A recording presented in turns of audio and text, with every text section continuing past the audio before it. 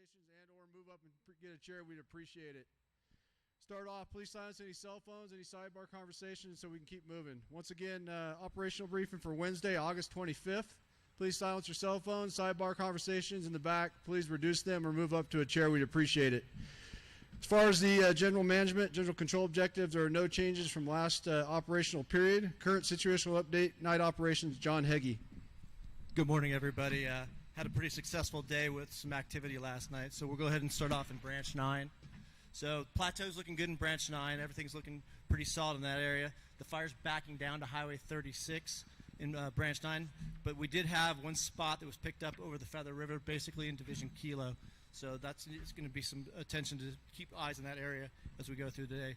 Branch 13, Division November is looking good, and Division Oscar fire's tied into the Reading Scar. The fire picked up basically in Division Papa as the wind's gone on it and started pushing back to the north and started impacting Division Quebec. So moving into Branch 16, Division Quebec had multiple spots, and basically they had to fall back and kind of redevelop their plan, build a bigger box. Other than that, Division R had a large 1 acre spot that is holding. Moving into the Westwood sector, Clear Branch, the meadow's still burning, so that's going to need some attention looking at those smokes. Lots of smokes interior. Hamilton Mountain still has a lot of smokes and heat as well, so that's going to need some attention. Janesville's looking really good. It's been wind tested, but it's going to need to be mopped up. Have a safe shift. Weather, Derek Williams. Good morning, everyone. So starting off pretty calm this morning with the drainage flow, less than 5 miles an hour, really. Those valleys are pretty socked in with smoke, but as we get into this the afternoon period, that upper level trough will move through the area. That'll kick winds up from the southwest again today, as strong or a little bit stronger than yesterday. So we're looking at ridge top winds of 10 to 15 miles an hour this afternoon, sustained with gusts to around 25 miles an hour. So just a little bit higher on those winds today, and as we get into the evening hours, those winds may shift to the west briefly before calming down overnight once again tonight. Temperatures still close to normal for this time of year, in 70s and close to 80 degrees here in the valley. So relative humidities, we did have some good RH recoveries overnight tonight, or overnight this morning, about 60 to 70%. So starting off pretty good there. And as we get into the afternoon, it will dry out to around 15 to 20%. So not real critical RHs, but still pretty dry. And this is kind of the last gusty wind day. As we get into Thursday, Friday, and Saturday, we have a period of light winds, but increasing temperatures and a drying atmosphere. So we could see those critical RHs come back in the next few days, as well as poor overnight recoveries. That's all I have, and have a safe shift. Fire behavior, Brian Newman. All right, good morning. So we're going to start off today like we have the last handful of shifts, and that's smoke over the fire in the low valleys and a little bit thinner on the upper elevations. But as we get through the day, that wind's going to come up. It's going to clear that smoke out, and it's going to allow for that activity to pick up, much like we've seen, and especially like we saw yesterday. So starting over here in the Janesville area, they did see some wind in the mid-morning that started to pick up, and then by the evening it was gusting down slope off of the escarpment up to 20 miles an hour across here. It was erratic in places, but pushing in towards Honey Lake. Nothing that's really threatening the lines out there, but just something to be aware of if you're working out in the Janesville area. It does have those erratic winds, and it does have that push that comes across there in the afternoon.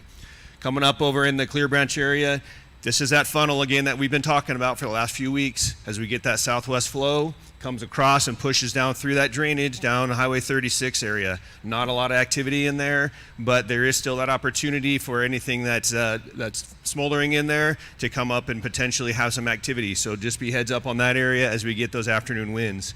Coming further over into the northern part of the fire, it's now progressed far enough north that it's away from most of the topography that was sheltering it from those winds. So what we saw yesterday is what you can expect to see today. As the winds come up, it's going to surface on some of the fires up there, and it's going to start pushing it. There's a lot less topography up there. There's just the Prospect Peak off to the west side there that's going to allow for the some funneling of the winds. but you're going to see more activity up there just because it's getting out there and away from those sheltered topography areas and allow that wind to surface on it. Coming down into the pocket area, there's still activity in there. Expect that to continue today when the smoke starts to clear out on this part of the fire first, when that southwest wind comes up, and you'll have some activity in that interior pockets in there. But again, a lot of that's just interior to the fire. So overall, and especially in this north part, I just want to reiterate on that, we could see spotting quarter to a half a mile up there. Everything is very receptive. The 1,000-hour fuels are at critical levels, 5 to 6%. So we're very critical, lots of spotting opportunities. We had some more spots yesterday over in Tango. So just be really heads up as you're working through the day today. We will get some more clear air with this wind, so the aircraft opportunities will increase. But don't make that necessarily your plan if there is some smoke coming from other parts of the fire. So please take all that in consideration and have a safe shift. Safety Officer Matt Chamblin. Good morning. You can find the safety message today in your IAP on pages 7, 8, and 9. Please utilize that when you're briefing your crews, and a few key things I'd like you to take into consideration when you're briefing them. One, the driving hazards out there. Still a lot of smoke out there, a lot of wildlife. Maintain slow, adequate speeds, and be safe with that. Ash pits and stump holes. We continue to find lots of ash pits and stump holes when we're out there mopping up and out on the fire line. So be cognizant of that. Make sure you're sounding the area, checking for heat. And third, maintain proper COVID hygiene. Make sure we're maintaining proper social distancing, washing our hands, using hand sanitizer when appropriate. We'll have a total of 8 line safety officers out there today to support your operation. Have a safe shift. Operations, Mark Brunton. Good morning. For those who've been here, welcome back. And for those new to the incident, welcome to the Dixie. Got our 3 sectors and branches and division groups underneath each. We're going to do our roll call down to the division group soup level. Remotely, we have the Butte sector with Branch Director Morris and Division Soup Costa. Here at our site with the Lassen sector, Deputy Operations Section Chief Bohall. Here. Branch 9, Barnes. Here. Kilo, Cecina. Here. Lima, Cox. Branch 13, Orr. All other line leadership on the line, Papa, Crow. Branch 16, Skrbecki. Division Quebec, Thomas. Trainee, Fetterman. Division Romeo Tango Uniform, Milovich. Trainee, LaRusso. Shasta Branch, Fields. Shasta Contingency, Petro. In our Westwood sector, Deputy Operations Section Chief Norman. Division Juliet, Frawley. Lassen Fire Suppression Repair, Hauser. Clear Branch, Ramirez. Meadow Group, Carp. Duffy Group, Boyce. Westwood Group, Schindler. Janesville Branch, Andreas. Deputy Branch, Ehrlich. Milford Group, Pooley. Hicks Group, O'Neill. Antelope Group, Edson. Fire Suppression Repair is in the Butte, Derby. And Staging Area, Montiel. Priorities for our Lassen sector be first priority, Division Quebec, up on the top with the firing operation that's been ongoing there, maintaining that. Second, within the park, Division Papa. Third will be down in that pocket, Division Kilo. And then finally in the Lassen sector will be continuing holding of our Division Tango in uniform. For our Westwood group, or sector, sorry, Janesville, continuing that operation and getting that fully buttoned up and put away. And then finally also the Clear Branch, same scenarios, getting that finally buttoned up, mopped up, and put away. So we're making good strides. It's a big fire that we've made a lot of good work on, taken a lot of care to put to bed. And we still got some challenges. There's some tough challenges ahead of you. This is the last hard bit of the fire. And unfortunately, we're having to do more with less. We have fewer resources because of assisting the other fires and assisting this other zone, that we have to take those few resources and strategically and tactfully use them to the best of our abilities. It's going to be a tough fight to finish this thing up. You've heard probably that term the Navy SEALs use, the only easy day was yesterday. We're in that mode, okay? It's only going to get tougher from here. And what that takes to finish this up is focus and determination. Coach Lou Holtz said about that, virtually nothing is impossible in this world if you just put your mind to it and maintain a positive attitude. So we ask you is to be determined like champions today. Air Operations, Matt Stanford. Good morning. If you look on page 44 and 45, you'll find all of your air assets. Both helibases in the West Zone flew all day yesterday, dropping over 360,000 gallons of water and 30,000 gallons of retardant. Watch your footing, look up, look down, look around. Stay out of drop zones. Today we'll have available the VLAT, ASM, Air Attack, and Type 3 tankers. 28 helicopters between 4 helibases. If you have any medical emergencies, please follow the medical plan. A safe plan is a good plan. Have a good day. Communications, Corey Costa. Good morning. For today's operational period for August 25th, there is a new clone today. Your West Zone 205s are on page 46 and 47, East Zone 205 on page 48. So turn to page 46 and we'll go over the changes for your operational period. We removed Command 56 and we've added Butte Command. Butte Command is a secondary to the Command 47 and Command 57 already in place on the Butte sector. On page 47, we have added Command 56 to assist with the Antelope Group. It's on Thompson Peak, and it gives great coverage down to the Janesville area. We also removed NIFC TAC 3. All West Zone communications will always be on the West Zone air to grounds now. Radio techs are at the following locations for cloning: Magalia, Highland Spike, the fuel and feeding area across the way, and obviously in camp here.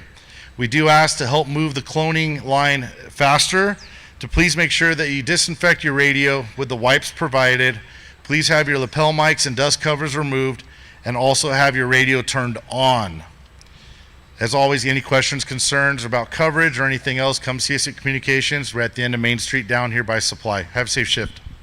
Medical, Fred DiQuesto.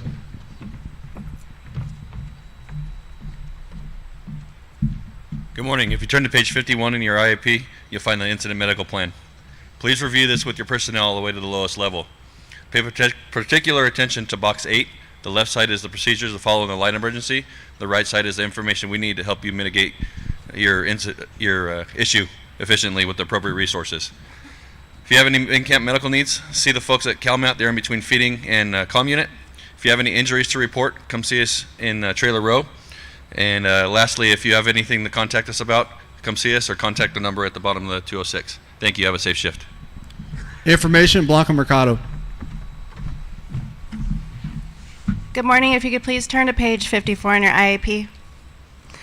The numbers for today: acreage 735,064. That's 735,064. Containment's at 45%. That's 45. Total personnel is at 5,633. That's 5,633. If you have media on your line today, guys, utilize the media line number at the top of the page. We'll get a PIO out to you. The Calfire social media policy is also available on this page through the QR code just to the right. We're still accepting photos, any videos. You can drop them into the Gmail account. We also have a lot of packages that are unclaimed up at the trailer. Please come see us. Have a safe shift. Finance, Roger Rains.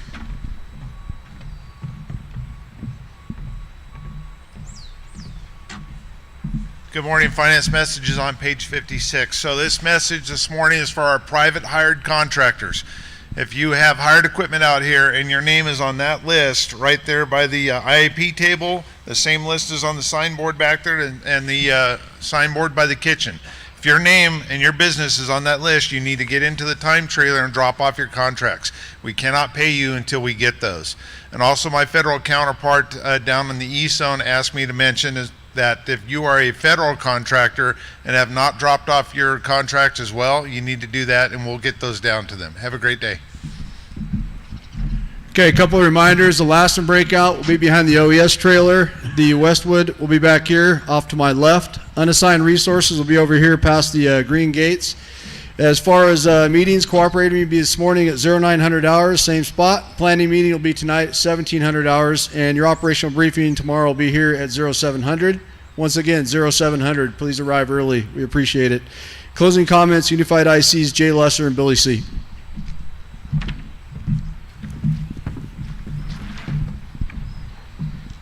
Good morning. I want to thank everyone for their continued dedication to meeting the strategic objectives on this fire. From 1914 to 1917, Lassen Peak within the park erupted for 3 years, created things like the devastation lava flow, burned a lot of ground in those days, but there weren't many people around to see it or to be concerned about it. But all those trees grew back. It's a resilient landscape. Once a disruption comes through, the environment will come back with something else, trees, brush, it'll still come back. Conversely, there's robustness, which is strength and effectiveness through adverse conditions. We're looking for all of you to continue to be robust. The adverse conditions are still here. We have less resources, dry conditions, winds, and so we need you to be robust and work together to continue to get line around this fire. Thank you. Obviously, 730 plus thousand acres. It's a huge impact on this landscape. We've still got about 100,000 acres worth of line that we need to develop, and we're going to be actively fighting fire. On any other fire season, that's a large ask for all the resources. Be cognizant of that. There's been a lot of great work thus far, 600,000 acres put to bed. We've still got 100,000 acres left to go. There's going to be a firefight in the north end of this. There's still a firefight in the southern end in the east zone. Be flexible, be safe.